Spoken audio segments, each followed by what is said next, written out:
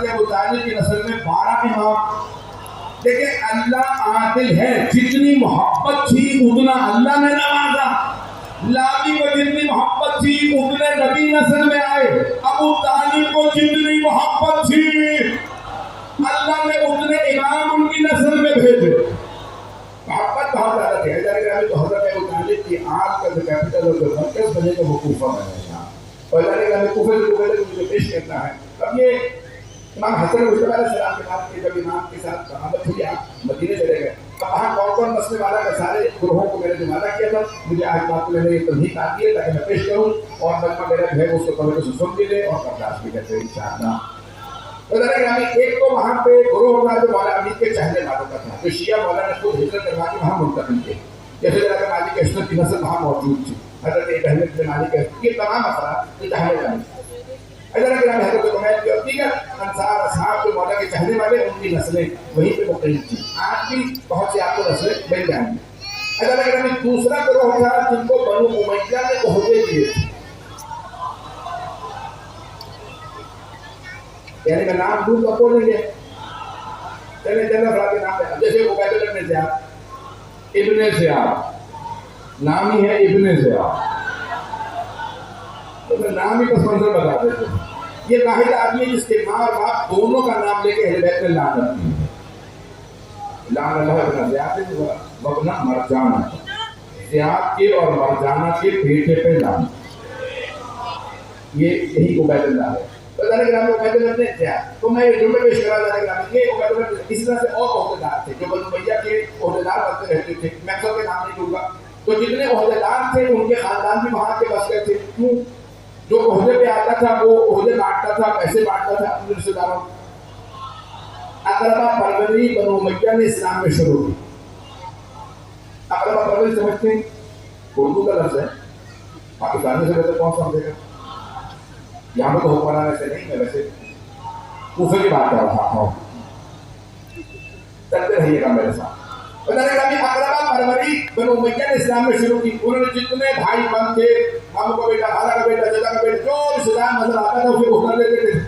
اس نے کہا کہ مجھے تو لکھنا پڑھنا بھی نہیں آتا، تم نے مجھے چیف جسٹس لگا دی. تو کہا بھائی کوئی بات نہیں، کسی اور سے مشورہ لے کے فیصلے لے لیا کرنا کہ بھائی یہ بیت المال کا مالک ہے. اس نے کہا کہ بیت المال کا جب مجھے مالک بنایا تو میں خرید لے کے آؤں گا، بینک تو ہے نہیں. تم نے کہاں کرایا ہے؟ اقربا پروری کا نظام قائم کیا، اپنے رشتے داروں کو نوازا. ان کے سارے رشتے دار آگے وہاں بسنے لگے، پیسے جمع کرنے لگے. کوفہ ایک باقاعدہ بنو امیہ کے عہدیداروں کی آماجگاہ بننے لگا. اب جب بنو امیہ کے چاہنے والے بھی آ گئے اور علی کے چاہنے والے بھی آ گئے تو ظاہر سی بات ہے کہ ایک تصادم ہونے لگا، ٹکراؤ ہونے لگا. تیسرا جو گروہ تھا کہ کچھ ایسے لوگ ہوتے ہیں جو کسی کی طرف ہوتے نہیں ہیں، کچھ لوگ پہنچ رہے ہیں نہیں پہنچ رہے، لیکن اب عہدیدار نے پیسے دیے تو کہا چلو آج اس کے ساتھ ہوں. کچھ لوگ پہنچ رہے ہیں اور پھر انہیں احساس ہوا کہ نہیں حق تو علی کے ساتھ ہے، چلو پھر آج علی کے ساتھ ہوں. میں نے نام نہیں لیا، لیکن یہ گروہ تھا جو لوگ پہنچ رہے ہیں، میرے بھائی میرے بچے یہ جملے میرے پہنچ رہے ہیں نا. تو کبھی تیسرا گروہ تھا کہ کبھی ادھر کبھی ادھر، لا الہ الا اللہ. قرآن کریم کی آیت ہے نا، نہ ادھر نہ ادھر. وہ تو محمد کے زمانے کی بات ہے، لیکن کوفے کا یہی حال تھا. عجیب تیری سیاست، عجیب تیرا نظام. یزید سے بھی مناسب، حسین کو بھی سلام.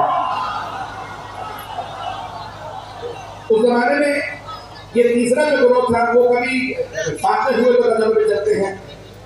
وہ پہلے نجات کے یہاں کھانا کھا لیں گے، مروان کے یہاں مختلف جگہوں پہ جا کے وہ کہیں پہ دسترخوان پہ کھایا تو بات جس کا کھاتا ہے انسان اسی کو بولتا بھی ہے. میرا جملے بہت ہوتے. تیسرا گروہ تھا کہ بھائی یہ کسی کے ساتھ ہے. چوتھا گروہ کون سا تھا جس کے متعلق میں پیش کر رہا ہوں؟ میں جانتا ہوں کہ یہ سخت ترین الفاظ کے اندر سخت ترین جملے پیش کر رہا ہوں. چوتھا گروہ وہ تھا کہ جو عہدیدار نہیں تھا لیکن انہیں مسلسل پیسے ملتے تھے اور انہیں مسلسل برین واش کیا جاتا تھا. ان کی طرف سے بنو امیہ کے عہدیداروں کی طرف سے جو ان کے آگے ملا آجات تھے، میں انہیں علماء نہیں کہوں، وہ تمام افراد ان کو آگے برین واش کرتے ان کے خلاف تیار کرتے. کس کے خلاف؟ اہل بیت محمد والے محمد کے خلاف. خاص طور سے مولا امیر کا نام لے کے توہین کی جاتی. بنو امیہ کے دور میں مولا علی علیہ السلام کا نام لے کے توہین کی جاتی اور بہت سے افراد سنتے رہتے. چوتھے امام سے کسی نے کہا تھا کہ مولا آپ نماز جمعہ میں نہیں آتے، اس کو بڑے غلط طریقے سے پیش کیا جا رہا ہے.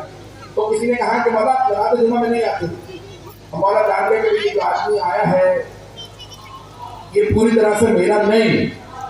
مولا نے فرمایا میں نے سنا ہے مروان جمعہ پڑھاتا ہے. توجہ، مولا نے فرمایا میں نے سنا ہے مروان جمعہ پڑھاتا ہے. ہاں مولا مروان پڑھاتا ہے. کیا تم سنتے ہو اس کا خطبہ؟ کہاں مولا ایک ہی جمعہ ہوتا پورے مدینے میں، میں خطبے میں جاتا ہوں جمعہ میں ہوتا سنتا ہوں. مولا نے فرمایا کہ میں نے سنا میرے دادا علی کا نام لے کے توہین کرتا ہے. کہاں توہین کرتا ہے؟ نام لیتا ہے بیٹا علی، اور پھر اس کے بعد خطبے میں نہیں بتایا.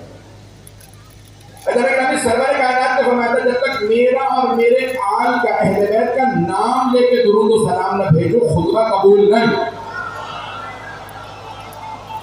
اور وہ انہی مولا امیر کا نام لے کے تبادلہ کرتے بنو منظر. کیا تم نے سنا مروان جب خطبہ پڑھتا ہے تو میرے مولا میرے جد کا نام لے کر توہین کرتا؟ کہاں سنا. کیا تم سنتے ہو وہ خطبہ جب وہ خطبہ دیتا ہے؟ ہمارا ایک ہوتا ہے وہ سنتا ہوں آپ کے جد کی توہین کرتا ہے. کیا پھر بھی اس کے پیچھے نماز پڑھ لیتے ہو؟ کیا پھر بھی پیچھے نماز پڑھ لیتے ہو؟ کیا مولا ہاں پڑھ لیتا ہوں. کیا پھر ایسا جمعہ پڑھنے والوں پہ بھی لعنت اور جمعہ ایسا پڑھانے والوں پہ بھی لعنت. بے شمار بے شمار. اب پہنچ گئے.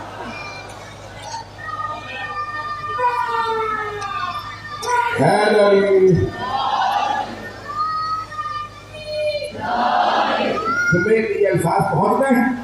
مولا